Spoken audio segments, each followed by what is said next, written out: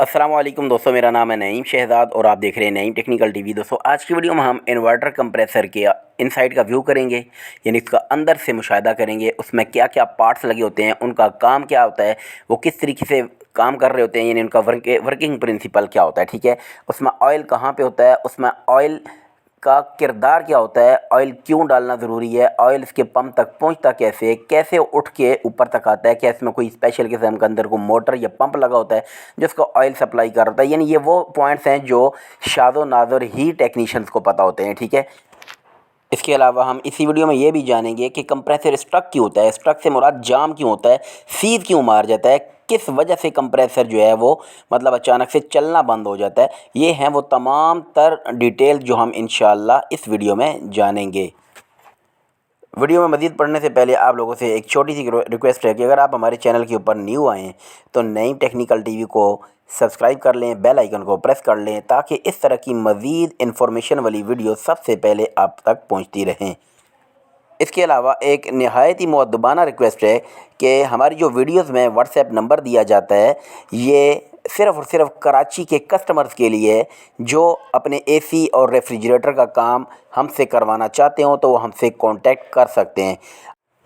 Technician हज़रात कोई भी मसला हो तो वो कमेंट सेक्शन का ही इस्तेमाल किया करें, कमेंट सेक्शन में अपने मतलब कमेंट्स वगैरह कर दिया करें। इंशाअल्लाह वक्तन फ़क्तन जब टाइम मिलता है, जब सहूलत होती है, हम बाकायदा देखते भी हैं और इंशाअल्लाह हत्तुल इम्कान उसको रिप्लाई करने की भी कोशिश करते हैं और करते रहेंगे। तो जी दोस्तों, इस वक्त आपको आपकी स्क्रीन के ऊपर एक इन्वर्टर कंप्रेसर दिखाई दे रहा है। R600 का ये कंप्रेसर है, इन्वर्टर रेफ्रिजरेटर का कंप्रेसर है, ये इन्वर्टर कंप्रेसर है और इसको अभी हमने कटिंग करके रखा हुआ है। ठीक है जी, ये स्टिकर से आपको नज़र भी आ रहा है, ऊपर आपको ये फ्लेमेबल यानी आग का जो सिंबल भी नज़र आ रहा है। ठीक है जी, तो ये R600 का ये कंप्रेसर है, ऊपर मेंशन भी है। अभी इसको मैं जल्दी से आपको इसको ओपन करके दिखाता हूँ कि इसके अंदर का व्यू आपको नज़र आ सके। तो जी, अभी मैंने कंप्रेसर की बॉडी का टॉप कवर जो है वो मतलब इलादा कर दिया है और कंप्रेसर के अंदर का व्यू इस वक्त आपको आपकी स्क्रीन के ऊपर दिखाई दे रहा है। जो इसमें सामान है वो आपको नज़र आ रहा है। ठीक है, अभी मैं जल्दी से इसको भी रिमूव करके बाहर निकाल देता हूँ ताकि आपको अच्छे तरीके से नज़र आ सके। तो जी दोस्तों, अभी मैं इसका ये तमाम जो पार्ट्स हैं ये इसको मैं बाहर निकाल देता हूँ इसके बॉडी से, इसके डोम से। और ये कंप्रेसर का लोअर पार्ट है। ठीक है, बॉडी का अपर पार्ट पहले रिमूव कर दिया था, ये लोअर पार्ट है। इसके अंदर आपको ये 4 स्प्रिंग दिखाई दे रहे होंगे। ठीक है, ये चारों कोनों के ऊपर, इसके ऊपर ही इसका ये पंप वगैरह और स्टेटर जो है वो मतलब बोल्ट की मदद से टाइट हुआ होता है। ये इसकी 3 पिन होती हैं जिनको आप UVW के नाम से जानते हैं। ये जैसे बाहर से नज़र आ रही हैं सेम टू सेम अंदर भी ऐसे ही होती हैं। इनके साथ कनेक्शन कैसे हुआ होता है तो वो भी मैं आपको दिखाऊंगा। वाइंडिंग के साथ एक कनेक्टर लगा होता है जो उसके ऊपर फिक्स होके लगा होता है, लूजिंग नहीं होती बिल्कुल भी। ठीक है, और यहाँ पे इसके अंदर ये वाला स्टेटर जो है वो पंप के नीचे की तरफ था। ठीक है, अभी आपको इसकी भी शक्ल अच्छे से नज़र आ रही होगी क्योंकि मैंने अभी इसको मतलब सीधा करके रखा है, वैसे ये उल्टा मतलब अंदर फिट हुआ होता है। ओके जी, ये 4 जो है बोल्ट की मदद से ये मतलब टाइट हुआ होता है कंप्रेसर की बॉडी के साथ। यही बोल्ट इसको बिल्कुल हिलने जुलने नहीं देते हैं। जब ये इतनी तेज़ी से भी चलता है इसके बावजूद ये अपनी जगह से मतलब हिलता जुलता नहीं है। ठीक है जी, ये इसकी वाइंडिंग है, स्टेटर है और अल्लाह आपका भला करे जी, ये इसका कनेक्टर है जो UVW वाली टर्मिनल यानी कि ये वाली 3 पिन्स के साथ फिक्स होके लगा होता है। स्पार्किंग नहीं होती, बिल्कुल लूजिंग नहीं होती। अगर लूजिंग होगी तो कंप्रेसर की वाइंडिंग के ऊपर अफेक्ट आता है। चलें जी, अब बात कर लेते हैं कंप्रेसर के लिए 3 जो पाइप होते हैं ये कौन से। ये सक्शन, ये वाला भी सक्शन जो दोनों बॉडी के बीच में खुले होते हैं। ठीक है जी, तीसरा जो पाइप है ये डायरेक्ट बॉडी में नहीं होता। ठीक है, बल्कि ये दोनों पाइप सक्शन वाले डायरेक्ट डोम में यानी कि बॉडी में खुल रहे होते हैं। ये जो तीसरा पाइप है डिस्चार्ज का, ये यहाँ से अभी हमने काटा हुआ है, वैसे ये पंप के साथ पक्का जुड़ा हुआ होता है, यानी कि इसका टांका लग के डायरेक्ट ब्रेदिंग हुआ होता है पंप के साथ। बाकी दोनों ट्यूब्स जो है वो बॉडी में डायरेक्ट ओपन हो रही होती हैं, यानी आप जब इनमें ऑयल डालते हैं तो डायरेक्ट ये डोम के अंदर चला जाता है, जैसे आपको ये थोड़ा सा ऑयल दिखाई भी दे रहा है।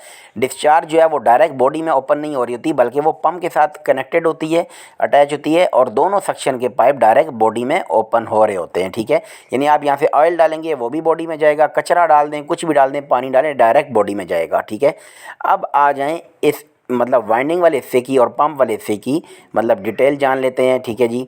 और मैं अभी इसका आपको इंशाल्लाह एक एक मतलब पार्ट जो है अलग अलग वादे करूँगा। ये इसका स्टेटर है, ये जो आपको चमकता दमकता कॉपर वाला हिस्सा नज़र आ रहा है, ये वाइंडिंग है इसकी। और ये इसका पंप वाला मतलब पार्ट है, ठीक है।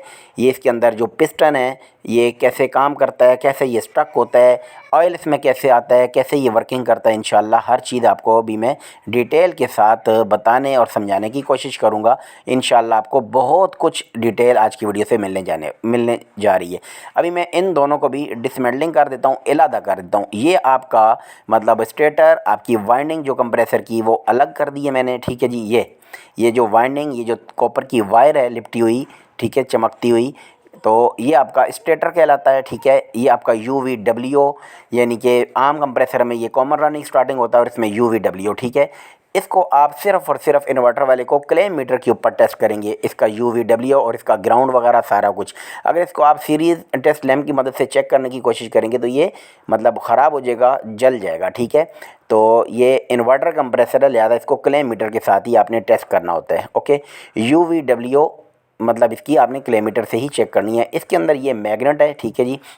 ये मतलब मैग्नेट है, मैं आपको अभी चेक करवाता हूँ। स्क्रू ड्राइवर साथ अटैच करके ये आप देख सकते हैं, ये इसके साथ चिपक रहा है, ठीक है।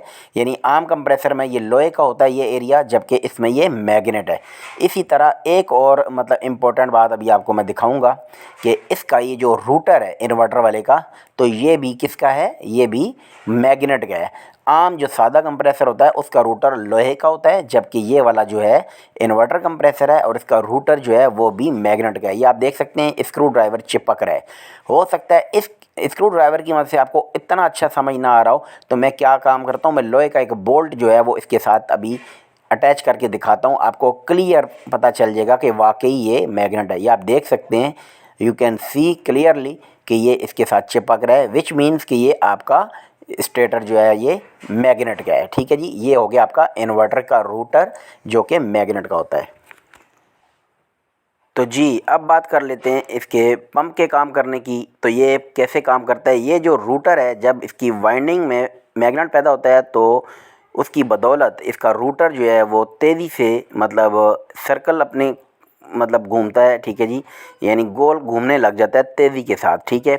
जब वो घूमता है तो उसकी साथ लगी शाफ्ट की बदौलत, ठीक है, यानी वो इस तरीके से डिज़ाइन किया होता है कि इसका ये पिस्टन जो है वो मतलब तेज़ी से मतलब पुल और पुश होता है, ठीक है। जैसे आपको ये मैं दिखाने की कोशिश कर रहा हूँ, ये आपको नज़र आ रहा होगा। अभी मैं आपको दूसरे एंगल से भी दिखाने की कोशिश करता हूँ, ये अभी आपको वादे तौर पे इंशाल्लाह नज़र आएगा। ये नीचे से मैं इसका रूटर घुमा रहा हूँ तो आपको ये मतलब इसका जो पिस्टन है वो दिखाई दे रहा होगा, ठीक है। ये अंदर बाहर आता जाता, ठीक है। ये इस तरीके से मतलब इसमें पुल एंड पुश हो रहा होता है, जिसकी बदौलत मतलब सकिंग और डिस्चार्ज का अमल हो रहा होता है, ठीक है। अभी कैसे होता है वो भी मैं आपको इंशाल्लाह आगे मज़ीद बताऊँगा डिटेल के साथ।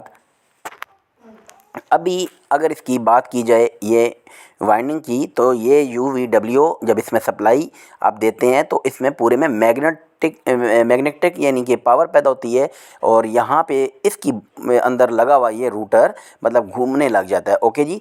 ये घूमता है तो मतलब इसके अंदर जो है वो इसका जो पिस्टन है वो तेज़ी से मतलब आगे पीछे मूवमेंट करता है, और उसकी वजह से ये मतलब यहाँ से सक्शन करने लग जाता है। ये जो प्लास्टिक की साइड पे वाइट कलर की बॉडी नज़र आ रही है, इसमें ये जो होल आपको नज़र आ रहा है, यहाँ से ये सकिंग करने लग जाता है, यहाँ से इसकी सक्शन होने लग जाती है, ठीक है।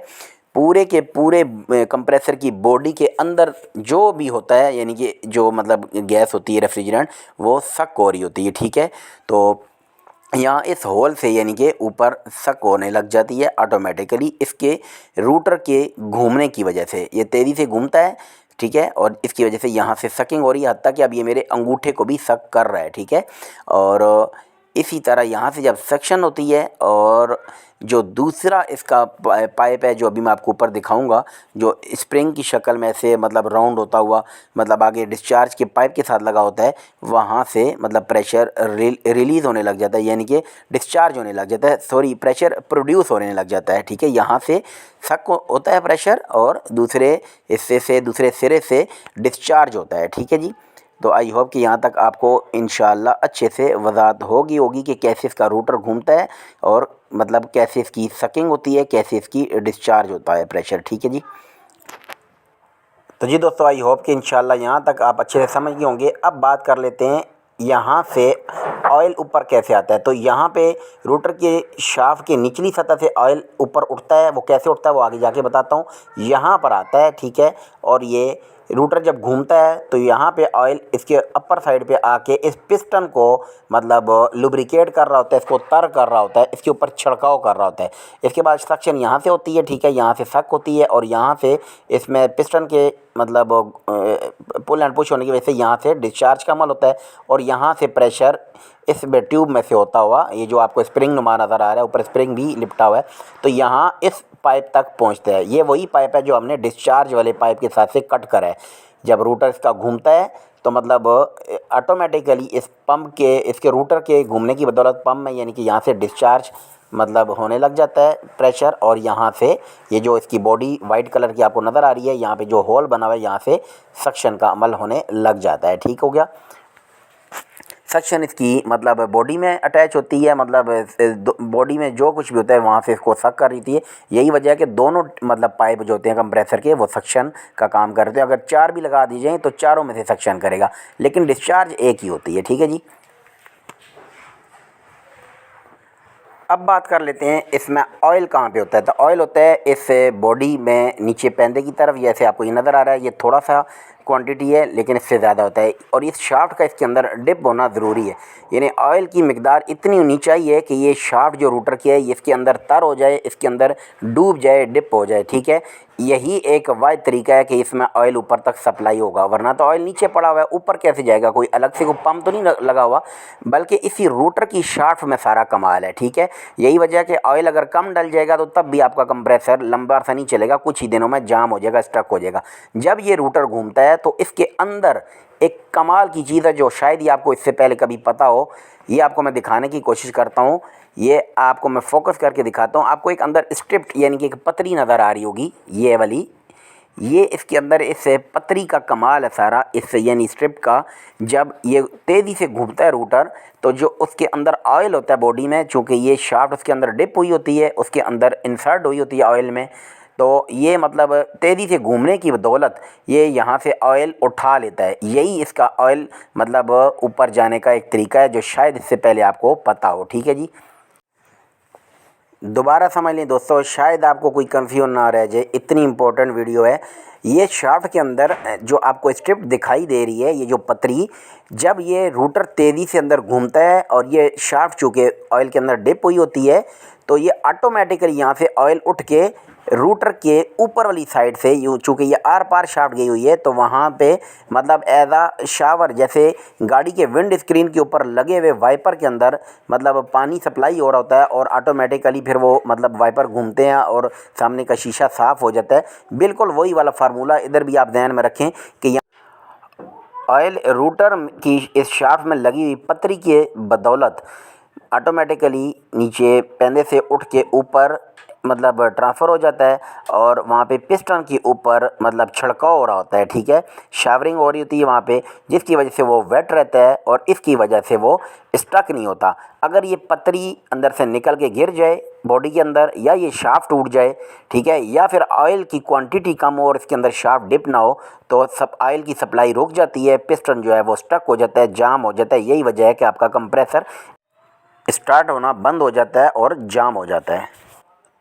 तो ये जी दोस्तों हमारी आज की वीडियो, जिसमें हमने इन्वर्टर कंप्रेसर के अंदर का व्यू देखा, उसके अंदर लगे हुए पार्ट्स को देखा, उसके वर्किंग प्रिंसिपल को जाना, उसके अंदर ऑयल कहाँ पे होता है, उसके अंदर ऑयल, मोस्ट इम्पोर्टेंट बात, उसके अंदर ऑयल ऊपर तक पहुँचता कैसे है। ठीक है, वो चीज़ हमने जानी जो इंशाल्लाह आपको शायद इससे पहले पता हो। अगर पता है तो बहुत अच्छी बात है, बहुत अच्छी बात है। मेरे लिए ये नई बात थी, मैंने आपके साथ शेयर की। ठीक है, और दोस्तों बहुत मेहनत के साथ ये वीडियो बनी है, उम्मीद करता हूँ आपको पसंद आई होगी। अब इतनी अच्छी वीडियो बनने के बाद भी अगर आप चैनल को सब्सक्राइब ना करें और वीडियो को लाइक और शेयर ना करें, उसके ऊपर अच्छे अच्छे कमेंट ना करें, तो फिर आपकी मर्ज़ी है, कोई मसला नहीं है। दुआ में याद रखिएगा, इजाज़त दीजिए, अल्लाह हाफिज़।